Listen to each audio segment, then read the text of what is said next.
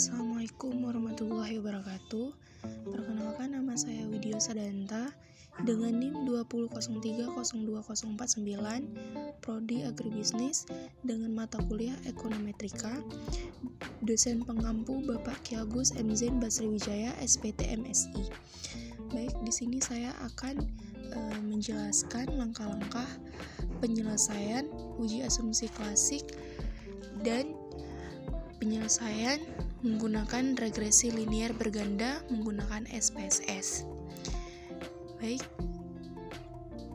mari kita simak video selanjutnya. Untuk mengerjakan penyelesaian uji normalitas menggunakan SPSS, yaitu langkah-langkahnya yang pertama, klik variable view pada lembar kerja SPSS, kemudian pada baris pertama kolom name-nya ketik X1, pada labelnya kita ketik data harga komoditi.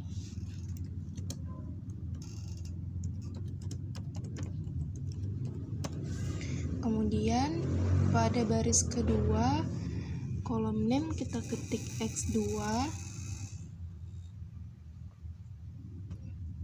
kemudian pada label kita ketik pendapatan konsumen.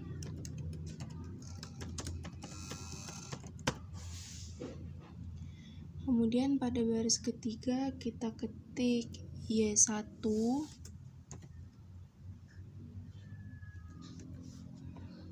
kemudian pada kolom label kita ketik kuantitas permintaan.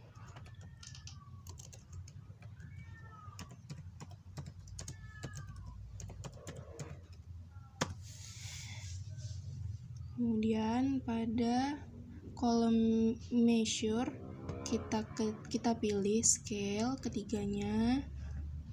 Pada baris pertama, kedua, dan ketiga kita pilih scale.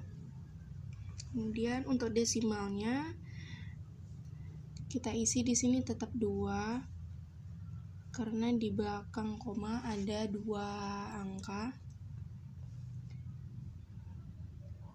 Kemudian klik data view pada kiri bawah SPSS. Kemudian masukkan data yang diperoleh.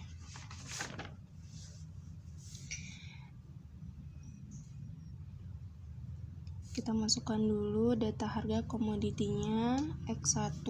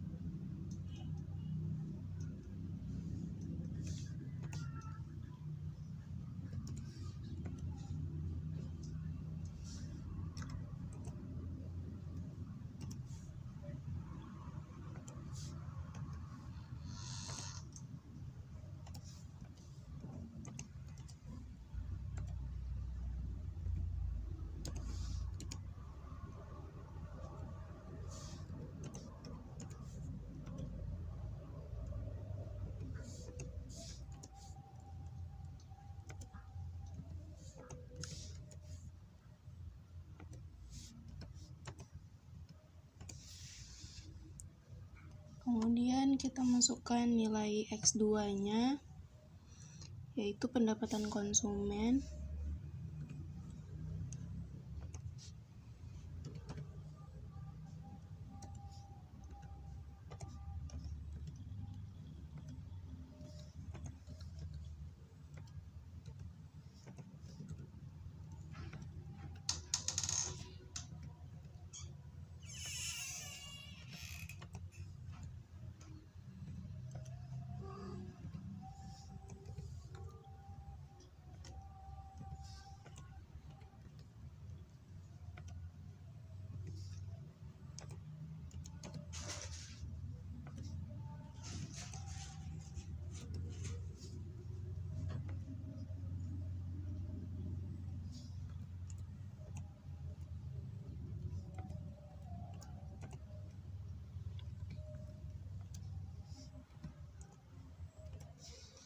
Kemudian masukkan nilai Y1-nya, yaitu kuantitas permintaan.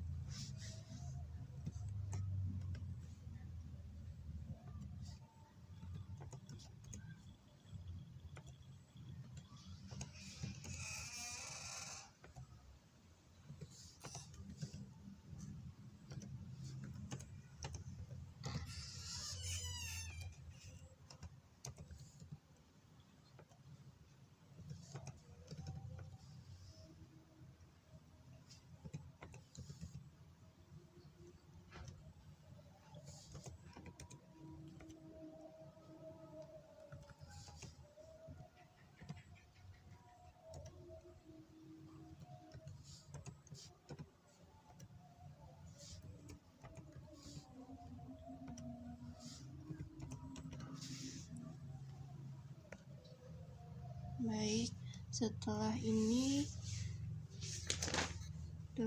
kita klik analyze, kemudian pilih regression, pilih linear. Kemudian setelah muncul kotak dialog linear regression, masukkan data harga komoditi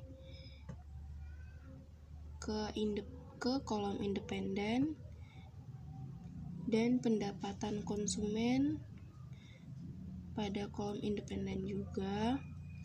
Kemudian kuantitas permintaan masukkan ke dependen. Setelah itu klik plot, kemudian pilih klik spread, kemudian masukkan ke data X dan spreadsheet masukkan ke data Y. Kemudian centang histogram dan normal probability plot. Kemudian klik continue, kemudian klik OK.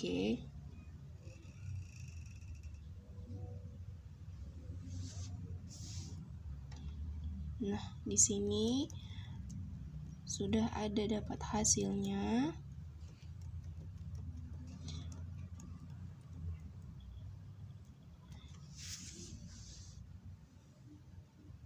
Selanjutnya kita akan menyelesaikan penyelesaian autokorelasi dengan menggunakan SPSS, yaitu langkah-langkahnya.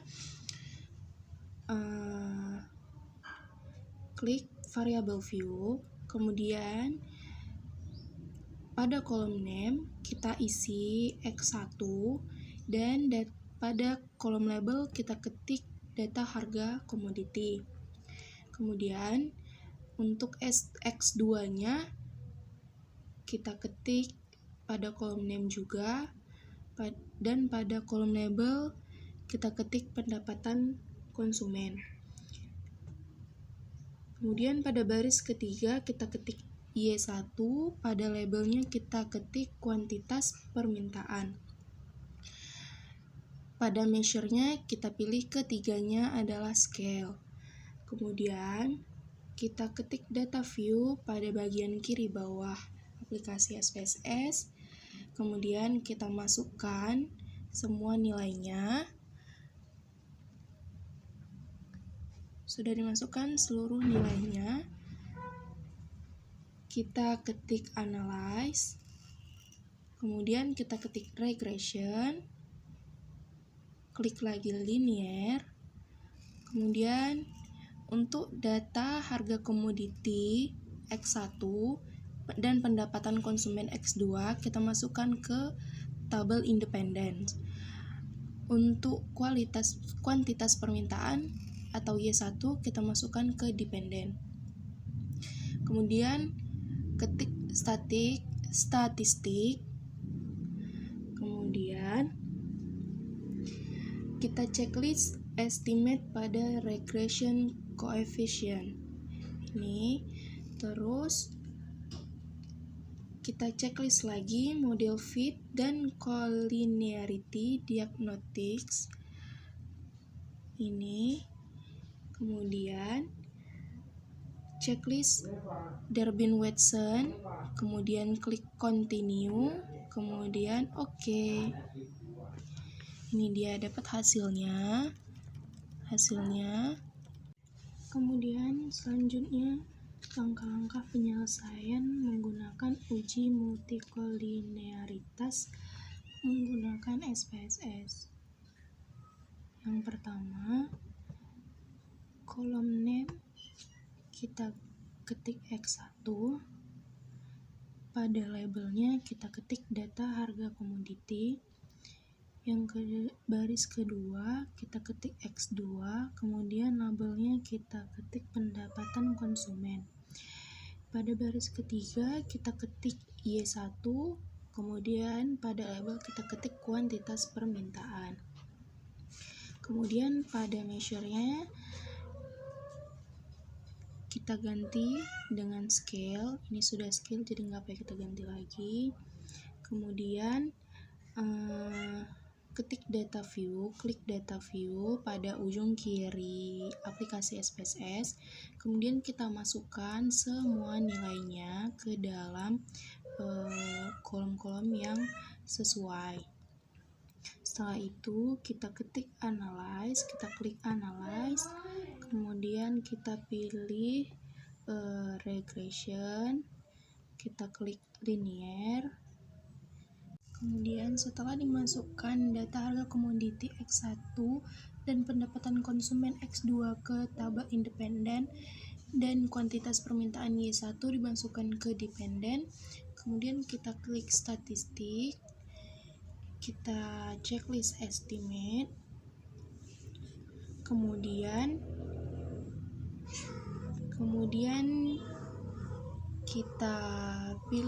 kita checklist Durbin-Watson di tabel residuals, kemudian kita klik continue, kemudian kita klik OK. Nah, sudah dapat hasilnya seperti ini. Kemudian untuk mencari nilai heteroskedastisitas, yaitu dapat kita lihat dari scatter plotnya seperti ini. Jika titik-titik membentuk pada gelombang lebar yang kemudian menyempit, maka ada gejala heteroskedastisitas. Kemudian apabila titik-titik menyebar tanpa ada pola yang jelas bagian atas dan bawah, maka tidak ada gejala heteroskedastisitas. Selanjutnya kita akan menyelesaikan menggunakan regresi linear berganda menggunakan SPSS. Langkah-langkahnya yaitu setelah semua kita masukkan datanya, data X1, X2, dan Y1, data harga komoditi, pendapatan konsumen, dan kuantitas permintaan, kemudian masukkan seluruh data, nilai datanya. Kemudian kita klik analyze.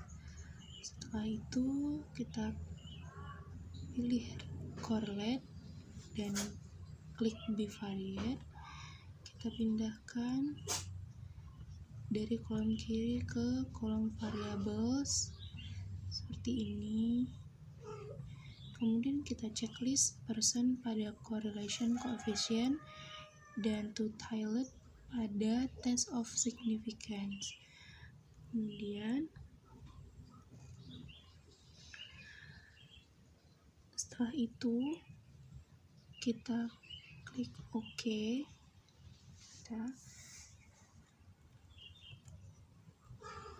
Setelah muncul nilai outputnya, maka selanjutnya kita mencari. Langkah selanjutnya adalah uji reliabilitas. Kemudian kita klik analyze lagi. Kemudian selanjutnya untuk mencari uji reliabilitas kita klik analyze. Kita pilih scale, kemudian reliability analysis, kemudian kita pindahkan dari tabel kiri ke tabel items.